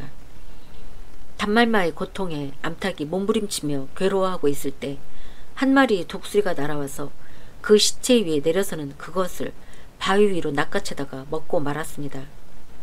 사흘 뒤 그 닭을 먹은 뒤부터 내내 속이 좋지 않던 이 독수리는 하늘 높이 날고 있을 때 갑자기 현기증을 느껴 허공을 팽이처럼 핑핑 돌다가 그만 털썩 떨어졌습니다. 그것이 댁의 양어지 속에 떨어졌다고 칩시다. 그러면 꼬치고기나 뱀장어, 곰치 등이 그것을 걸신 들린 듯이 먹어치울 것입니다. 자, 그 다음날 댁의 식탁에 이 네 번째로 독을 먹은 뱀장어나 꼬치고기 또는 곰치가 나왔다고 합시다. 그러면 손님은 다섯 번째로 독을 먹고 일주일이나 10일 동안 장이 아프거나 심장이 답답하거나 유문에 종기가 나서 괴로워하다가 끝내는 죽고 말 것입니다. 그래서 그 시체를 해부해 봅니다. 그러나 의사들은 환자의 사인이 간장암이나 장티푸스라고 말할 것입니다. 하지만 하고 빌포르 부인은 말했다. 지금 말씀하신 차례로 잇따라 일어난 일은 어디까지나 우연일 뿐 중간에서 끊기는 일도 있을 수 있겠죠. 예를 들면 독수리가 마침 그곳을 날고 있지 않았다든가 양어지에서 멀리 떨어진 곳에 떨어졌다든가. 아, 그것이 바로 비술이라는 것입니다. 동양의 대화학자가 되기 위해서는 우연한 기회를 잘 유도하지 않으면 안 됩니다. 그렇게 하면 반드시 잘 되는 것입니다. 빌포르 부인은 가만히 생각에 잠기면서 귀를 기울이고 있었다. 하지만 하고 부인은 말했다. 비소는 사라지지 않는 것이겠죠? 어떻게 해서 먹더라도 치사량이 들어가기만 하면 그대로 몸속에 남아있겠지요? 그렇습니다. 하고 몽테크리스토는 소리질렀다. 바로 그렇습니다. 그래서 나도 그것을 아데르몬테 신부에게 물어보았습니다. 그랬더니 신부는 잠깐 생각하더니 미소를 띠면서 시칠리아의 속담으로 대답했습니다. 이것은 확실히 프랑스에도 있는 속담이라고 생각합니다만 알겠나? 세계는 하루에 이루어진 것이 아니야. 거기에는 7일이 걸렸어. 그러니까 이번 일요일에 오게 하고 신부는 말했습니다. 그래서 다음 일요일에 나는 찾아갔습니다. 신부는 양배추에 비소를 주지 않고 스트리키닌의 초산염 용액, 학자들이 스트리쿠노스 코르부리나라고 부르는 것을 주고 있었습니다. 이번에는 양배추는 전혀 병에 걸린 것처럼 보이지 않았습니다. 그래서 토끼도 안심하고 먹었는데 5분도 안 되어 죽고 말았습니다. 암탉이 토끼를 먹었습니다. 그리고 다음 날에는 그 암탉도 죽고 말았습니다. 그래서 우리가 그 독수리의 역할을 대신해서 암탉을 가지고 돌아와 배를 갈라보았습니다. 이번에는 부분적인 특수 징후는 전혀 보이지 않고 전체적인 징후밖에는 남아있지 않았습니다. 어느 기관에도 특수한 징후는 없고 신경계통의 흥분 악화가 보일 뿐이었습니다. 뇌일혈의 흔적이 있고 그 이외의 것은 없었습니다. 즉 암탉은 독에 의해서 죽은 것이 아니라 졸중으로 죽은 것입니다. 이것은 닭에게는 매우 드문 예라는 것은 나도 알고 있지만 사람에게는 아주 흔한 일입니다. 빌포로 부인은 점점 더 무언가를 깊이 생각하고 있는 것 같았다. 그러한 동물을 만들 수 있는 사람이 하고 부인은 말했다. 화학자뿐이라는 것은 아주 다행스러운 일이군요. 그렇지 않다면 실제로 세상 사람의 절반이 다른 절반을 독살할 수도 있다는 얘기가 될 테니까요. 그러한 것을 만들 수 있는 사람은 화학자거나 또는 화학에 관심을 가진 사람들 뿐이지요. 하고 몽테크리스토는 아무렇지도 않은 듯이 대답했다. 게다가 하고 빌포르 부인은 자기의 생각에서 어떻게 해서든지 벗어나려고 애쓰면서 말했다. 아무리 교묘하게 꾸며졌더라도 죄악은 어디까지나 죄악임에 틀림없으니까요. 그리고 인간의 탐색의 눈은 피할 수가 있어도 하느님의 눈을 피할 수는 없을 테니까요. 동양인은 양심이라는 점에서 우리들보다 훨씬 강한 심장을 가지고 있군요. 그리고 지옥이라는 것을 별로 무서워하고 있지 않은 것 같군요. 단지 그것뿐이군요. 그런데 부인, 그러한 양심적인 생각은 부인과 같이 정직하신 분만이 하는 것입니다. 그렇지만 그러한 생각도 여러 가지 이유를 붙여서 머저나 없어질는지도 모릅니다. 인간의 사고방식의 나쁜 면은 아시겠지요? 장자크 루소의 다음과 같이 해학적인 말 속에 요약되어 있습니다.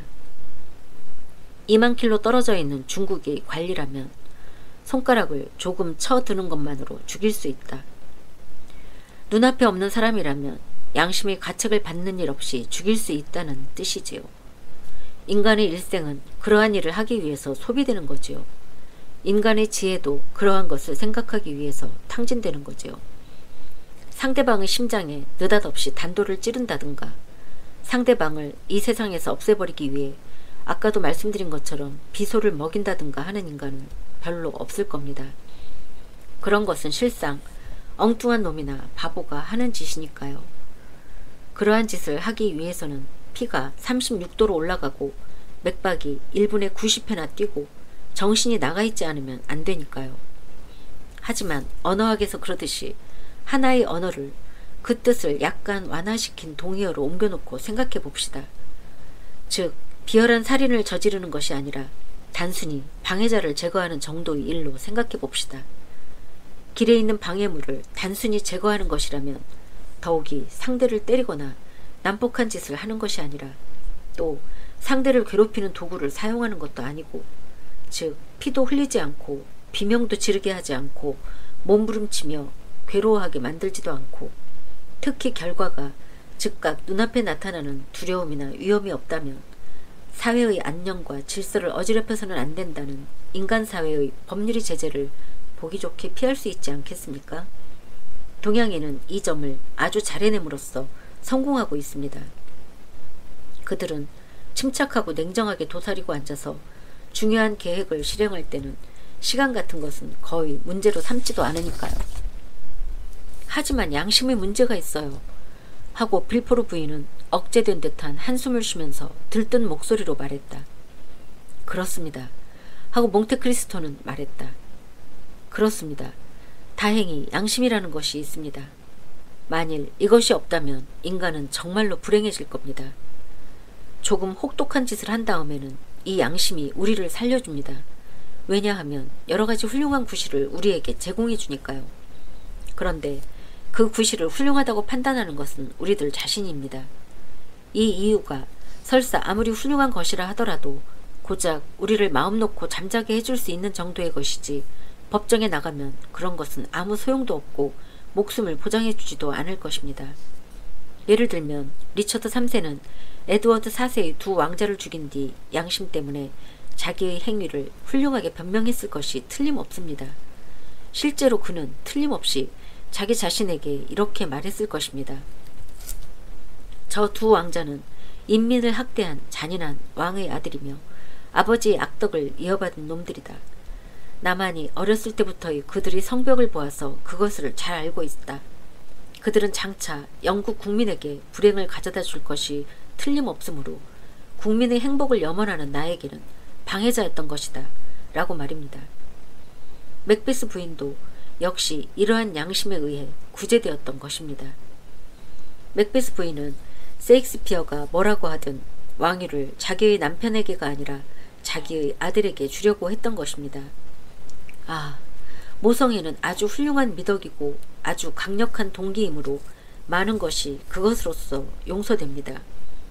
그러므로 단캉이 죽은 뒤 만일 맥베스 부인에게 양심이 없었다면 그녀는 무척 불행했을 것입니다.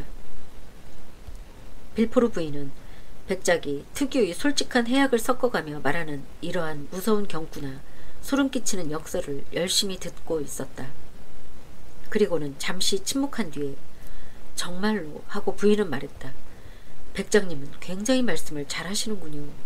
그리고 당신은 이 세상을 약간 창백한 빛을 통해서 보고 계시군요. 인간의 세계를 그런 식으로 생각하시는 것은 그것을 중력이나 레토르토를 통해서 보시기 때문이겠죠? 그것도 무리는 아니겠지요. 대화학자시니까요. 그런데 아들에게 먹여서 아들이 당장 소생하게 해주셨던 그 약은 아니, 그 약은 경계하지 않으면 안 됩니다. 하고 몽테크리스토는 말했다. 물론 그 약 한 방울로 죽어가던 도련님은 살아났습니다. 하지만 그것을 3방울 먹이면 피가 폐에 모이고 심장이 거세게 고동칩니다. 6방울 먹이면 호흡이 먹고 그때보다도 더 심한 인사불성에 빠집니다.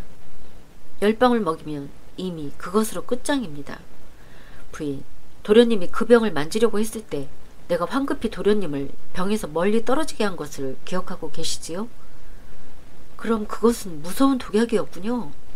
아닙니다. 그렇지는 않습니다. 우선 첫째로 이런 것을 알아주셨으면 합니다. 독이라는 말은 존재하지 않는다는 것을 말입니다. 의학에서는 꽤 격렬한 독약을 사용하지만 그것은 사용하기에 따라서는 목숨을 살리는 약이 되니까요. 그럼 그것은 무엇이었나요? 그것은 내 친구인 예의 아데르몬테 신부가 조제한 묘약입니다. 그 사용법도 나는 배웠습니다. 어머, 하고 빌포르 부인은 말했다. 그렇다면 격려를 가라앉히는데도 잘 듣겠군요. 기가 막히게 잘 듣습니다. 보신 바와 같습니다. 하고 백작은 대답했다.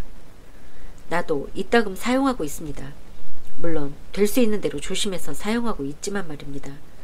하고 백작은 웃으면서 덧붙였다. 그건 그럴 테지요. 하고 부인도 맞장구를 쳤다. 나같이 신경질적이고 곧잘 기절하는 사람은 아데르몬테씨 같은 분에게 부탁을 해서 마음대로 호흡할 수 있는 방법을, 언젠가 숨이 막혀서 죽는 것이 아닌가 하는 걱정에서 벗어나는 방법을 배워야 하겠군요.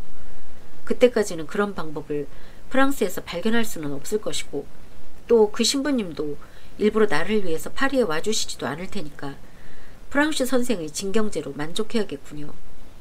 그렇게 되면 바카와 호프만수가 내게는 아주 귀중한 것이 됩니다. 보세요. 여기에 내가 특별히 부탁해서 만든 정제가 있어요. 2알 분량이 한 알로 되어 있어요. 몽테크리스토는 부인이 내민 데모갑의 작은 상자를 열어보았다. 그리고 초보자라도 이런 정도의 조제물은 알 수 있다는 듯한 태도로 정제의 냄새를 맡았다. 잘 만들어졌군요. 하고 그는 말했다. 하지만 이것은 삼키지 않으면 안 되는군요. 기절한 사람은 삼킬 수 없는 경우가 많습니다. 그러기 위해서는 내 특효약이 좀 더 효과적이라고 할 수 있겠지요. 물론 저도 그렇게 생각해요. 특히 그 효능도 실제로 보았으니까요. 하지만 그것은 비밀일 테지요. 그것을 묻는 것은 신뢰가 될 것이라고 생각합니다만. 아닙니다, 부인. 하고 몽테크리스토는 일어서면서 말했다. 기꺼이 가르쳐 드리겠습니다. 어머, 단지 이것만은 알아주시기 바랍니다. 즉 소량일 때는 약이 되지만 양이 많을 때는 독이 된다는 것을 말입니다. 한 방울일 때는 보신 바와 같이 목숨을 살려줍니다. 그러나 5방울, 6방울일 때는 확실히 목숨을 빼앗습니다. 술잔 속에 이것을 넣어서 희석시켜도 술맛은 변하지 않고 효능도 마찬가지로 강렬합니다. 자, 이야기는 이 정도로 해둡시다. 마치 권장하고 있는 것처럼 들리니까요. 6시 반이 울렸다. 부인이 만찬에 초대한 여자친구의 내방이 알려졌다. 백장님, 이것이 두 번째가 아니라 세 번, 네 번 만나뵌 것이라면 하고 빌포르 부인이 말했다. 그리고 은혜를 입었을 뿐 아니라 친구로서도 사귀고 있는 것이라면 어떤 일이 있어도 저녁 식사를 하고 가시도록 만류하고 싶습니다만 한두 번 거절하신다고 해서 물러서지는 않을 생각이에요. 고맙습니다, 부인. 하고 몽테크리스토는 대답했다. 나도 꼭 지켜야 할 약속이 있기 때문에 친구인 그리스의 공주가 아직 오페라자를 본 일이 없다고 하시기에 안내를 하기로 약속했습니다. 공주는 내가 데려가 줄 것으로 믿고 있으니까요. 그럼 가보세요. 하지만 내 처방전도 잊지 마셔야 해요. 잊을 리가 있습니까, 부인? 그런 것을 잊을 정도라면 부인 옆에서 지낸 이 즐거운 대화의 한때도 잊지 않으면 안 될 겁니다. 그런 일은 절대로 있을 수 없습니다. 몽테크리스토 백작은 절을 하고 나갔다. 빌포르 부인은 가만히 생각에 잠긴 채였다. 이상한 사람이로군 하고 부인은 말했다. 그 사람의 세례명이 아데르몬테가 아닐까? 그런데 몽테크리스토로서는 자신이 얻은 결과는 그야말로 기대했던 것 이상이었다. 좋아 하고 그는 나가면서 말했다. 이 밭은 고급이로군. 뿌린 씨는 반드시 싹을 틔우겠군. 그 다음날 그는 약속을 충실하게 지켜 부탁받은 처방전을 어김없이 적어 보냈다. 오페라좌에 관다는 구실은 그날 밤의 아카데미 로아이알드 뮤직이 그야말로 훌륭했기 때문에 아주 그럴듯한 이유가 되었다. 르바스르는 오랫동안 건강을 해쳐 출연하지 못하고 있었으나 그날 밤부터 다시 베르트랑의 역할을 맡게 되어 있었다. 그리고 언제나와 마찬가지로 이 인기 있는 대적복가의 작품은 파리의 가장 화려한 사교계 사람들을 극장으로 끌어모으고 있었다. 알베르드 모르셀은 대부분의 부잣집 청년이 그렇듯이 1층 전방에 간막이 좌석을 가지고 있었다. 게다가 친지에게 부탁하면 융통할 수 있는 자리가 10곳이나 있었다. 그리고 그 밖에 멋쟁이 남자들이 관람석에 끼어들 특권도 가지고 있었다. 샤토 루노는 알베르드 모르셀의 바로 옆에 간막이 좌석을 가지고 있었다. 보샹은 신문기자라는 직함이 있었기 때문에 극장에 마음대로 드나들며 어디에나 자리를 차지할 수 있었다. 그날 밤 루시앙 도브레는 장관의 관람석을 마음대로 사용해도 좋다는 허가를 받았다. 그래서 그는 그것을 모르셀 백작에게 제공했다. 그런데 메르세데스가 가기 싫다고 했기 때문에 모르셀은 다시 당그랄에게 제공했다. 그리고 당그랄 부인과 영양이 올 것 같으면 자기도 아마 그 자리에 가게 될 것이라고 말해주었다. 부인과 영양은 즉석에서 성낙했다. 부자일수록 공짜 관람석을 거절하는 사람은 없다. 당그랄은 정견도 다르고 반대당의 의원이므로 장관의 관람석에는 갈 수 없다고 말했다. 그래서 부인은 루시앙에게 편지를 써서 의제니와 단둘이서 오페라좌에 갈 수는 없으니까 자기를 맞이하러 와주었으면 좋겠다고 부탁했다. 실제로 만일 여자 두 사람만이 간다면 틀림없이 험담을 듣게 될 것이 뻔했다. 그러나 당그랄 양이 어머니나 어머니의 애인과 함께 오페라좌에 간다면 아무도 딴소리를 하지 않을 것이다. 모든 것은 세상의 습관에 따르지 않으면 안 된다. 막이 올랐다. 그러나 이에 따라서 관람석은 거의 비어 있었다. 연극이 시작되고 나서 들어간다는 것이 또한 파리의 하나의 유행이었다. 따라서 일막제는 처음부터 와 있는 손님에게는 연극을 보거나 듣는 것이 아니라 늦게 오는 손님을 보거나 여닫는 문소리 또는 사람이 말소리를 듣는 것으로 지나가고 말았다. 야 하고 갑자기 알베르가 첫째 줄 옆에 있는 관람석의 문이 열리는 것을 보고 소리를 질렀다. 야! 주의 백작 부인이다. 주의 백작 부인이 누구지? 하고 샤토 루노가 물었다. 이봐 남자, 그런 질문은 건방져. 주의 백작 부인이 누구지? 라니? 아 그렇군 하고 샤토 루노가 말했다. 그 아름다운 베네치아의 여성 말인가? 바로 그렇다네. 이때 주의 백작 부인이 알베르의 모습을 확인하고 미소를 지으면서 인사를 나누었다. 자넨 알고 있군 하고 샤토 루노가 말했다. 암 하고 알베르는 대답했다. 로마에서 프랑츠가 소개해 주었어. 그럼 로마에서 프랑츠가 한 역할을 파리에서 자네가 나를 위해 해줄 수 없겠나? 기꺼이 그렇게 하지. 쉿! 하고 관객이 말했다. 두 청년은 음악을 열심히 들으려는 땅바닥 관객 따위는 안중에 없는 듯 여전히 이야기를 계속하고 있었다. 저 사람은 샹드 마르스의 경마에 왔었다네. 하고 샤토 루노가 말했다. 오늘 말인가? 그래. 채, 하긴 오늘 경마가 있었지. 돈을 걸었나? 물론이지. 아주 조금. 50루이 뿐이지만. 그래, 이긴 것은? 노티루스라네. 나는 그놈에게 걸었지. 하지만 승부는 3번 있었지? 그래, 승마클럽이 상품으로서 금배가 나왔어. 그런데 말이지, 아주 이상한 일이 있었어. 어떤 일인데? 쉿! 하고 또다시 관객이 말했다. 어떤 일인데? 하고 알베르가 되풀이했다. 전혀 들어본 적도 없는 말과 기수가 그 상을 차지했다네. 뭐라고? 실은 이렇게 됐어. 아무도 반파라는 이름으로 등록되어 있던 말이나 조비라는 이름으로 등록되어 있던 기수에 대해서는 전혀 주의를 기울이지 않았어.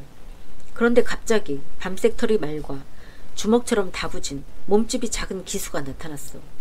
주머니에 20파운드의 납을 넣게 했지만 그런 것은 문제도 되지 않고 목표점에 들어왔을 때는 함께 달리고 있던 아리엘과 바리발로를 3마신이나 앞지르고 있었어.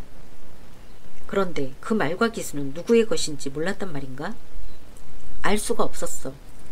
뭐라고 했지 그 말은? 반파. 그렇다면 하고 알베르가 말했다. 내가 자네보다 좀 더 자세하게 알고 있군. 나는 그 말이 누구의 것인지 알고 있어. 조용히 하지 못해? 하고 3번째로 땅바닥에서 고함 지르는 소리가 들려왔다.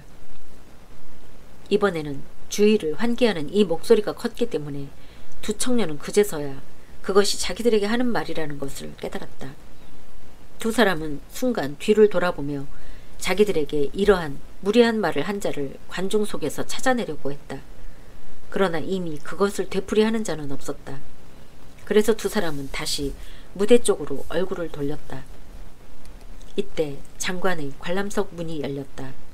그리고 당그랄 부인 영양, 거기에다 루시앙 도브레가 그곳 좌석에 앉았다. 이봐 하고 샤토 루노가 말했다. 자작, 자네가 알고 있는 사람들이 나타났네. 어째서 오른쪽만 보고 있지? 저쪽에서는 자네를 찾고 있는데? 알베르는 돌아보았다. 그러자 그의 눈이 마침 부채로 살짝 인사를 보내고 있는 당그랄 남작 부인의 눈과 마주쳤다. 그러나 의제니는 그 크고 검은 눈을 땅바닥 쪽으로는 거의 돌리려고도 하지 않았다. 정말로 하고 샤토루노가 말했다. 신분의 차이는 차치하고라도 나는 도무지 잘 알 수가 없군. 하지만 그런 것이 자네의 머리를 가장 지배하고 있는 것 같지도 않아 보이는군. 신분이 다르다는 것을 제외한다면 자네가 어째서 당그랄 영을 싫어하는지 잘 알 수가 없군. 실상 대단한 미인인데 말이야. 확실히 대단한 미인이지 하고 알베르는 말했다. 하지만 분명히 말해서 아름답다는 점에서 말한다면 나는 좀 더 부드럽고 상냥한, 좀 더 여자다운 아름다움을 좋아하거든. 젊은 놈들은 모두 그렇다니까 하고 샤토 루노가 말했다. 그는 자기가 30살이 되었다고 해서 알베르에 대해서는 마치 아버지 같은 투로 말하고 있었다. 젊은 놈들은 도통 만족이라는 것을 모른단 말이야. 모처럼 사냥하는 디에나를 쏙 닮은 약혼녀를 발견해 주었는데도 자네는 기뻐하지 않으니 말이야. 바로 그거야. 나는 오히려 밀로의 비너스나 카프아의 비너스 같은 형을 좋아하거든. 언제나 ним프의 무리 속에 있는 저 사냥하는 디에나는 내게는 약간 무섭거든. 아쿠테온처럼 취급될지도 모르기 때문에 말이야. 실상 당그랄 양을 얼핏 본 사람이라면 지금 알베르가 고백한 심정을 거의 이해할 수 있을 것이다. 그녀는 아름다웠다. 그러나 알베르가 말한 것처럼 약간 다부진 느낌의 아름다움이었다. 머리카락은 검고 아름다웠다. 그러나 자연스럽게 물결치고 있음에도 불구하고 손으로 그것을 쓰다듬으려고 하면 거기에 거역하지 않을까 하고 생각되었다. 눈은 머리카락과 마찬가지로 검고 이따금 찡그리는 것이 단 하나의 결점인 아름다운 눈썹에 에워싸였고 여자의 눈으로서는 드문 의연한 표정이 특히 두드러지고 있었다. 코는 조각가가 위노의 코에 부여한 것 같은 정확한 균형을 이루고 있었다. 입만은 조금 지나치게 컸다. 그러나 아름다운 이가 거기에서 드러나 보이고 있었다. 그리고 그 이는 얼굴빛이 파란 것과는 대조적인 빨간 입술에 의해 더욱 두드러지고 있었다. 마지막으로 입 언저리에 까만 점이 하나 있었다. 자연스러운 변덕치고는 보통의 것보다 훨씬 커서 얼굴 전체에 강한 느낌을 주고 있었다. 이러한 강한 느낌에 알베르는 약간 무서움을 느끼고 있었다. 또한 그 밖의 점에 있어서도 의제니는 지금까지 묘사한 얼굴이 느낌과 비슷했다. 그것은 샤토 루노가 말한 것처럼 사냥하는 디에나와 쏙 닮은 것이었다. 그러나 그녀의 아름다움 속에는 그보다도 더 의연한 무엇, 더 다부진 무엇인가가 있었다. 그녀가 받은 교육도 거기에 무언가 비난할 만한 것이 있다면 그녀의 얼굴 모습과 마찬가지로 약간 남성적으로 생각된다는 것이었다. 실제로 그녀는 두세 나라의 언어를 구사할 수 있었고 어렵지 않게 그림을 그릴 수가 있었다. 또 시를 쓰기도 했고 작곡도 할 수 있었다. 그녀는 특히 음악에 정열을 기울이고 있었다. 그녀는 재산은 없지만 훌륭한 가수가 될 충분한 온갖 소질을 보장받고 있는 한 젊은 학교 친구와 함께 그것을 공부하고 있었다. 어떤 대작곡가가 이 젊은 친구에게 거의 아버지 같은 관심을 가지고 언젠가는 틀림없이 이 목소리로 한 재산 만들 것이라는 희망으로 열심히 공부시키고 있다는 소문이었다. 이 젊은 가수의 이름은 루이즈 다르미앙으로 훗날 무대에 설지도 모른다고 해서 당그랄 양은 자기의 저택 안에서는 그녀를 만나고 있었으나 결코 사람들 앞에 함께 나타나는 일은 없었다. 게다가 은행가 당그랄의 집안에서 루이즈는 친구라는 독립된 지위는 부여받지 못하고 보통 가정교사보다는 약간 나은 지위를 부여받고 있을 뿐이었다. 당그랄 부인이 관람석에 들어온 지 몇 초도 안 되어 막이 내렸다. 그러자 사람들은 이 30분간의 긴 막간을 이용하여 휴게실에서 어슬렁거리거나 관람석으로 사람을 찾아가거나 하여 땅바닥 관람석은 거의 텅 비었다. 알베르와 샤토 루노는 맨 먼저 자리에서 일어났다. 당그랄 부인은 알베르가 서두르는 모습을 보고 한순간 자기에게 인사하러 오는 것으로 생각했다. 그래서 딸의 귀에 몸을 수그리고 그것을 일러주었다. 그러나 딸은 미소를 지으면서 고개를 흔들었을 뿐이었다. 그러자 그때 의제니의 부정이 얼마나 근거 있는 것인가를 증명이라도 하듯이 알베르가 첫째 줄 옆에 있는 관람석에 모습을 나타냈다. 그것은 쥐 백작 부인의 관람석이었다. 어머, 당신이었어요? 하고 백작 부인은 오래된 친구라도 만난 듯이 반가워하며 알베르에게 손을 내밀었다. 나를 기억해 주어서 정말 고마워요. 게다가 누구보다도 빨리 와주셔서. 부인, 알아주셨으면 합니다. 하고 알베르는 대답했다. 만일 부인이 파리에 계시다는 것과 주소를 알고 있었다면 이렇게 늦게까지 기다리고 있지는 않았을 것입니다. 그런데 내 친구인 샤토르노 남작을 소개하겠습니다. 프랑스에 남아있는 몇 안 되는 귀족의 한 사람으로서 방금 그로부터 부인이 샹드 마르스에 경마에 가셨더라는 이야기를 들었습니다. 샤토르노는 절을 했다. 어머, 당신도 경마에 오셨더랬어요? 하고 백작 부인은 다급하게 물었다. 네, 부인. 그렇다면 하고 쥐 백작 부인은 여전히 다급하게 물었다. 그 승마클럽이 상을 받은 말이 누구의 소유인지 아시나요? 모릅니다, 부인. 하고 샤토르노는 말했다. 그렇지 않아도 방금 아까 똑같은 질문을 알베르에게 했던 참입니다. 그렇게 집념을 가지고 계십니까, 백작 부인? 하고 알베르가 물었다. 무엇에 말이에요? 말의 소유주를 알고 싶다는 일에 말입니다. 꼭 알고 싶어요. 글쎄, 생각해보세요. 아니, 혹시 벌써 알고 계신 것 아니에요, 자작? 부인, 뭔가 말씀하시려던 것 같은데 생각해보세요 라고 하셨지요?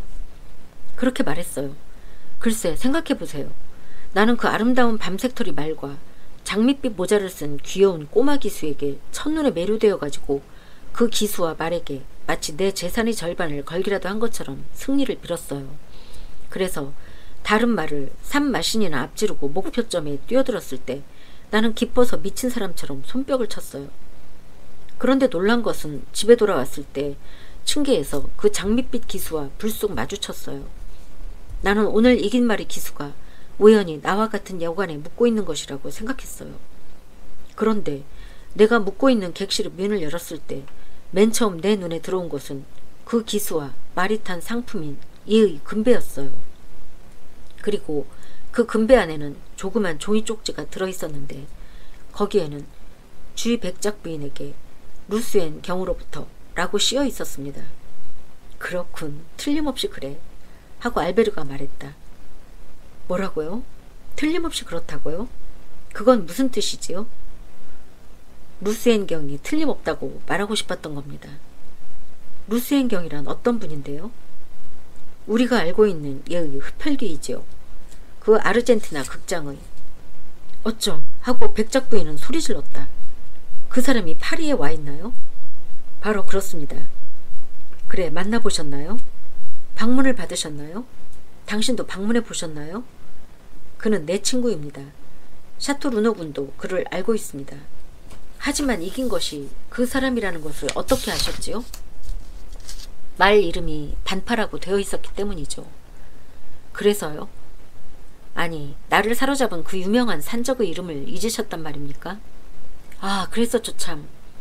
그리고 그의 손으로부터 그 백작이 기적적으로 나를 구출해 주었습니다. 그랬었죠 참. 그 산적의 이름이 반파였습니다. 이것으로 그 사람이라는 것을 아셨을 테죠? 하지만 어째서 그런 금배를 나에게 보내주셨을까요? 그것은 우선 첫째로 내가 그 사람에게 부인 얘기를 이따금 했기 때문입니다. 이것은 부인도 믿어주시겠지요? 둘째로는 자기와 같은 나라의 부인을 알게 되고 그 부인이 자기에게 흥미를 가지게 되는 것을 기쁘게 생각하고 있기 때문이겠지요.